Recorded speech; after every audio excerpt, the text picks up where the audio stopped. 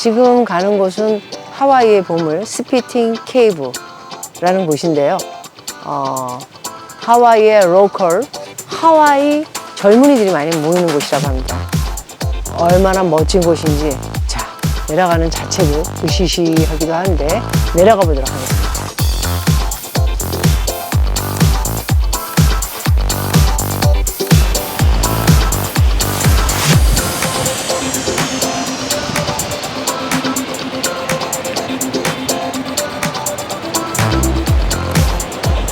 안녕하세요 여러분, 하와이의 박미입니다. 이곳은 하와이의 숨은 보석 스피팅 케이브입니다. 깜짝 놀랐습니다.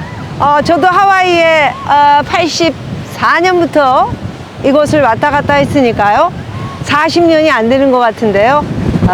그 안에 살기도 하고요, 지금 살고도 있고, 그런데 처음 와서 이 멋진 곳을 보게 됐습니다. 빅 아일랜드에는 이런 것들이 좀 많이 있어서 정말 놀라기도 했지만 바로 이 하와이에 이런 것이 있다는 게, 하와이의 빅 아일랜드나 마우이가 아닌 오아우 섬에 있었다는 것이 정말 놀랄 일입니다. 한 번쯤 오시면 보시고요, 이 멋진 곳을 보시면서 속에 아는 모든 응어리를 버리면 어떨까 하는 생각을 가져봅니다. 자, 오늘도 박미TV에서는 멋진 전망과 함께요 또 방송을 시작해 보도록 하겠습니다. 오늘 기사는 특종 또는 속보, 경제 이야기, 안보 어떤 것이 있는지 보도록 하겠습니다. 여러분 안녕하세요. 드디어 많은 사람들이 빚을 못 갚아 경매로 집이 넘어가는 일이 발생하기 시작하고 있습니다. 10월 전국 임의 경매 2648건, 2년 3개월 만에 가장 많고요. 주택 소유자가 빚을 제때 갚지 못해 경매가 넘어가는 집이 한 달 사이 40% 가까이 급증한 것으로 나타났습니다. 연이은 금리 인상으로 대출 이자를 갚기 어려워진 사람이 늘면서 은행 같은 채권자가 경매를 요청한 역량으로 풀이됩니다. 24일 법원 등기정보 광장에 따르면 지난달 전국 집합 건물, 아파트, 빌라, 오피스텔입니다. 임의경매 신청은 2648건으로 전월 1924건 대비 37.6%가 늘어났습니다. 2020년 7월 2857건 이후에 2년 3개월 만에 최다로 신청이 많아졌는데요. 특히 서울에서 임의경매 신청이 500건이나 몰리며 전국 17개 시, 도, 중 가장 많았다고 합니다. 한 달 전 217건의 배 이상으로 늘었습니다. 임의경매란 채권자가 돈을 빌려주는 대가로 설정한 근저당권에 의해 경매를 신청하는 제도인데요. 경매를 통해 부동산을 처분한 돈으로 빚을 갚는 것이죠. 최근 임의경매가 급증한 것에 대해 전문가들은 가파른 대출 금리 인상으로 채무자들의 원리금 상환 부담이 부쩍 늘어난 영향이라고 해석하고 있습니다. 일반적으로 3개월 이상 대출 원리금이 연체되면 은행이 경매를 신청할 수 있는데요. 작년 말부터 이어진 기준금리 인상으로 주택담보대출금리가 최고 7%까지 치솟으며 원리금을 못 갚는 채무자가 늘었고 경매 신청도 덩달아 증가했다는 분석입니다. 최근 주택 수요가 급감한 상황에서 경매에 붙여지는 집이 늘면서 경매 시장에서도 매수자 우위 분위기가 강하게 나타나고 있습니다. 지난달 전국 아파트 경매 낙찰률은요 36.5%로 두 달 연속 30%에 머물렀습니다. 서울 아파트 경매 낙찰률은 17.8%로 역대 최저를 기록했습니다. 경매에 나온 집 10곳 중 8곳 이상이 유찰됐다는 것이죠. 경매도 사람들이 안 받고 더 싸게 사기 위해 1차, 2차, 3차 20%씩 내려가죠. 기다리면 더 싸게 살 수 있다는 매사기를 다 잡고 싸게 사기 위해 이런 기회에 여러분들 집을 잃으시는 분들은 슬픈 일이겠지만 또 공부가 많이 되신 분들은 싸게 집을 살 수 있는 기회다 해서 많이들 몰리고는 있는지 모르겠습니다. 이렇게 17.8% 낙찰률이 역대 최저라는 걸 봐서는 경매에도 메리트가 많지 않다라는 것을 볼 수 있습니다. 금리 인상에 따른 주택 경기 침체는 갈수록 심해지고요. 한국부동산원이 집계한 이번 주 전국 아파트 매매 가격은 일주일 전보다 0.5% 하락하며 2012년 5월 통계 작성 이래 최대 낙폭을 또 갈아치웠습니다. 이제는 2012년 5월 통계 작성 이래 최대 낙폭 거기까지 내려갔군요. 서울 아파트 매매 가격은 0.52%, 수도권은 0.61% 내렸고요. 경기도 광명은 마이너스 1.14, 하남은 1.1, 부천은 마이너스 1.04, 양주도 1.01. 다 마이너스입니다. 주간 하락률이 1%가 넘는 급락세를 보였습니다. 주간 아파트 전셋값은 서울 0.73, 수도권은 0.81씩 내려서 매매 가격보다 하락폭이 더 커졌다, 이런 내용입니다. 경매가 늘어나는 상황에 15억 초과 대출 LTV 50% 일어나. 그러나 은행권들은 시큰둥하다. 줄 돈은 많이 있나요? 은행들도 지금 돈이 많이 부족한 것으로 알고 있는데요. 지금 현재 금리 인상, 박미TV에서 항상 말씀드렸죠. 두 번째 거래 절벽, 세 번째가 미분양, 경매 많이 나오고 있죠. 네 번째입니다. 이 네 개가 지금 동시에 함께 가고 있죠. 이런 상황에 아무리 LTV 아니라 DSR 규제를 푼들 아무 소용이 없는 것을 정책을 쓰고 있는 정부에서는 잘 모르는 것 같습니다. 이렇게 이자를 7%, 내년은 뭐 10% 얘기까지 나오는데 누가 이자를 쓰고 집을 삽니까? 그런데 그 집이 앞으로 10년 동안 얼마나 오를까요? 다시 옛날 생각을 하면서 쌌던 집이 더블로 올라가고 그런 시기가 오리라는 보장은 없습니다. 잘 생각을 하시고 결정하셔야 된다라는 말씀을 드리겠습니다. 살 집은 꼭 필요하지만 어떤 살 집을 싸게 살 것인가를 목표로 삼는 것이 더 좋지 않을까 합니다. DSR 규제에 대해서도 이야기하는데요. DSR 규제까지 다 풀어버리고 이러면 이거 신용도가 얼마 안 되는 사람도 체크 없이 돈을 마구잡이로 주게 되면은 큰일 난다라는 그런 생각을 저는 가져봅니다. 자, 여러분, 이제 부동산은 하락기에서 초입에서 조금 더 갔죠. 12억 선이었던 집들은 제가 볼 때 7억 선까지 떨어지는 게 정상이고요.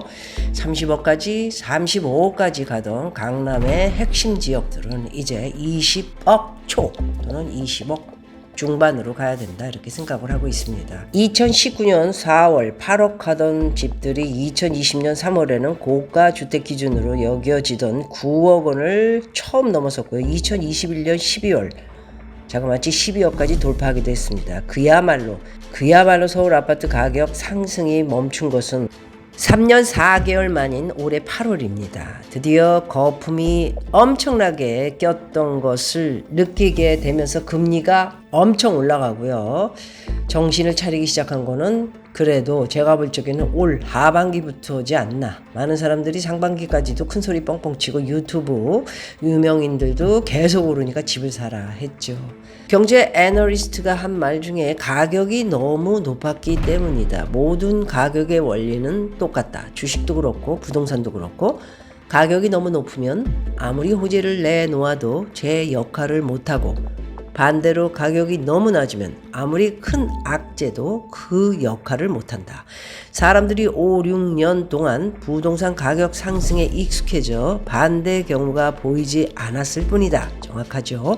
40% 하락을 예측한 이유는 코로나19 사태 이후 발생한 부동산 가격 상승을 유동성에 의한 것이라고 봤기 때문이다. 유동성에 의해 발생한 거품은 유동성이 사라지면 꺼질 수밖에 없다. 한국에서 2020년 1월 코로나19가 발생하고 20개월 동안 서울 아파트 가격이 실거래가 기준으로 84%까지 뛰었죠. 그것을 위에서부터 역산하면 마이너스 40%가 나옵니다. 그래서 이제 앞으로 마이너스 40%까지 떨어지는데요. 그거보다 더 저는 많이 떨어질 것이라고 보고 있습니다. 그럼 몇 %요? 50% 이상이 가지 않을까 이렇게 생각하면서요. 자, 사람들의 소득 대비, 과거 부동산 가격 대비 등 여러 기준을 종합적으로 생각해 산정할 수 있지만 주식과 마찬가지로 부동산 가격도 하나의 수식으로 도출할 방법이 없다. 처음에는 가격이 높다고 생각하는 사람이 10% 정도였다가 점점 들어 절반쯤 되면 문제가 있다는 공통된 인식이 확산되고 이 시점에 팔아야겠다는 사람들이 나오면 그들의 영향력이 확 커지면서 분위기가 완전히 바뀌죠. 현재까지 부동산 거래가 잘 이루어지지 않고 있죠. 지금 서울 대다수 아파트의 마지막 실거래는 2021년 11월, 그 다음에 아마 올해 5월, 그 대신 4천에서 5천 가구에 이르는 대단지 아파트는 거래가 이루어지는데 가격을 들여다보면 수억씩 떨어지고 있습니다. 이것이 전체로 확산되지 않아 수치로 안 보일 뿐인데요. 이제 많은 사람들이 내년부터 부동산에 촉각을 기울이며 슬슬 준비 단계로 들어가야 할 시기가 오는 것이 아닌가. 박미TV에서 한번 말씀드렸더니 벌써부터 이제 내년에 부동산이 오른다. 부동산은 오르지 않습니다.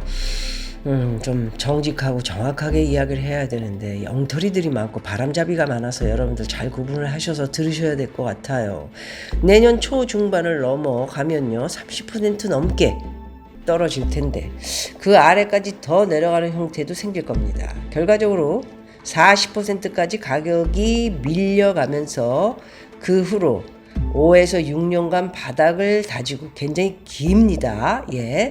그래서 바로 새로운 가격 체계를 만들어 갈 것이다. 그 새로운 가격 체계는 뭡니까? 낮은 값이 형성되는 그 정상으로 가는 그 시기가 5, 6년 걸린다는 것이죠. 바닥까지가.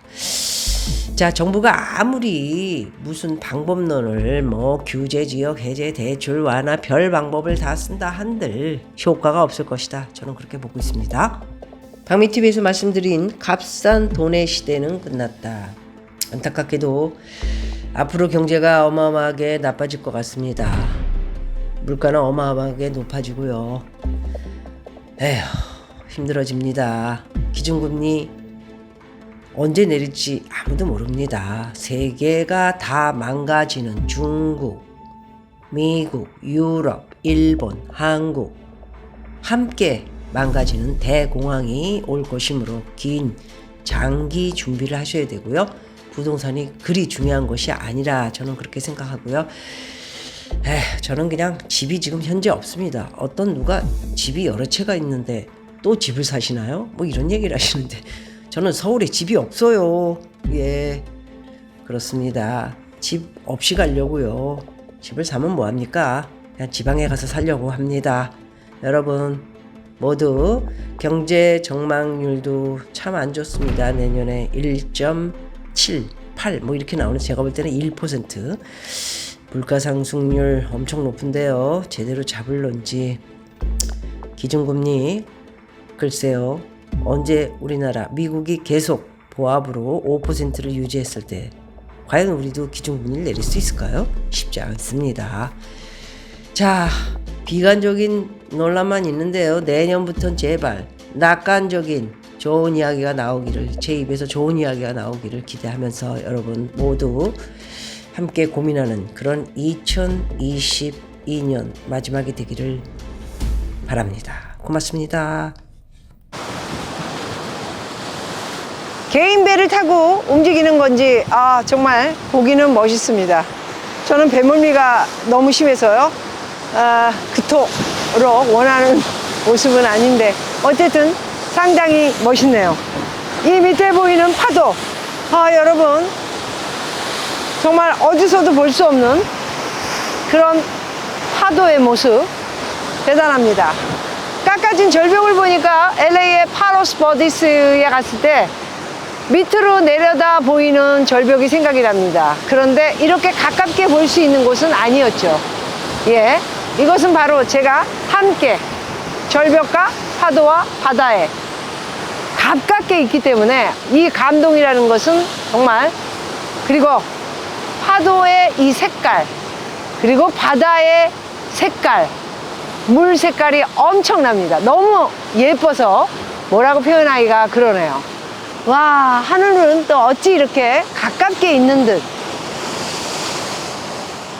정말 손에 잡히진 않지만 잡을 것 같은 그런 순간순간이 저의 마음을 후련하게 만듭니다.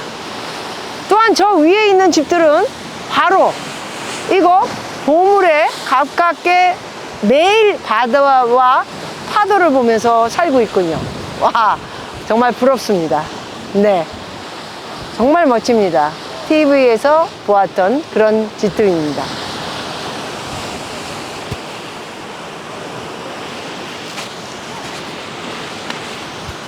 너무 멋집니다. 그쵸, 여러분?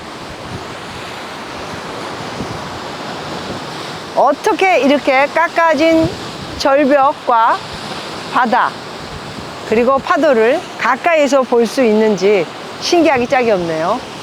자, 와,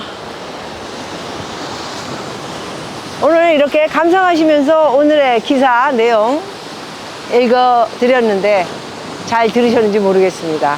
네, 오늘은 멋진 하와이의 보물 이곳에서 여러분들에게 인사를 드렸는데요. 좀 더 멋진 모습의 바다와 파도 그리고 절벽을 보시면서 하루를 멋지게 보내시기 바라겠습니다. 다음 하와이 영상에서 여러분 또 만나 뵙겠습니다. 와.